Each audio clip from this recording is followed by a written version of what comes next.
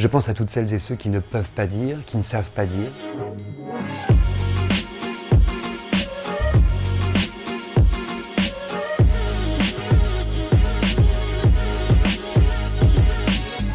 Max Jacob était homosexuel, et c'est une dimension de son travail qu'on ne veut pas toujours voir quand on lit sa poésie, et pourtant ça traverse totalement sa poésie.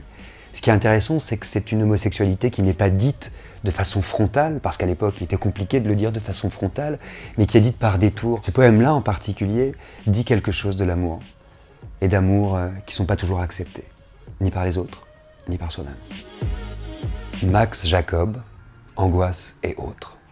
J'ai peur que tu ne t'offenses lorsque je mets en balance, dans mon cœur et dans mes œuvres, ton amour dont je me prive et l'autre amour dont je meurs.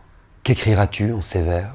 Ou bien Dieu, que tu déranges, Dieu les prêtres et les anges, ou bien tes amours d'enfer et leurs agonies gourmandes. Juste rocher, vieux Moloch, je pars, je reviens, j'approche de mon accessible mal. Mes amours sont dans ma poche. Je vais pleurer dans une barque. Sur les remparts d'Édimbourg, tant de douleurs se marient ce soir avec tant d'amour que ton cheval, poésie, emporte une voile noire. Dès le début de ce poème, il y a ce problème de dire.